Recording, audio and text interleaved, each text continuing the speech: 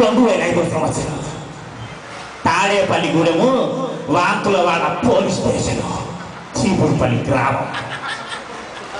ఈ ఊళ్ళో బంతిపూల బాబాజీ అనేవాడు ప్రతిరోజు బంతిపూలు మల్లెపూలు కనకాంబరాలంటూ అమ్ముకుంటూ జీవనం సాగించేవాడు.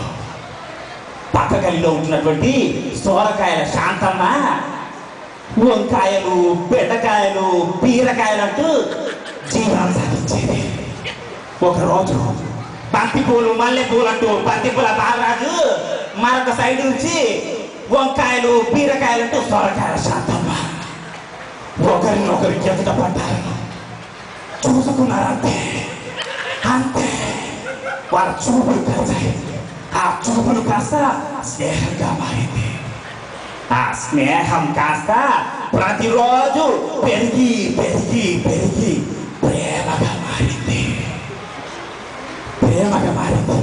ఆ పెళ్లి కాస్త పెళ్లి దాకా వెళ్ళింది. ఒకరోజు బంతిపూల బాబాజీకి వంకాయ కూర తినాలనిపించి శాంతమ్మ శాంతమ్మ అర్ధరాత్రి 11 గంటలు అవుతుంది, నాకు వంకాయ కూర వండి పెడతావా అన్నాడు. లేదండి, పొద్దున్న నుంచి వండి వండి ఊడ్చి ఊడ్చి చెయ్యలేనండి అంది. నువ్వు వంకాయ కూర వండుతావా లేదా అన్నాడు. నేను వండలేనండి అంది. అంతే అంతే.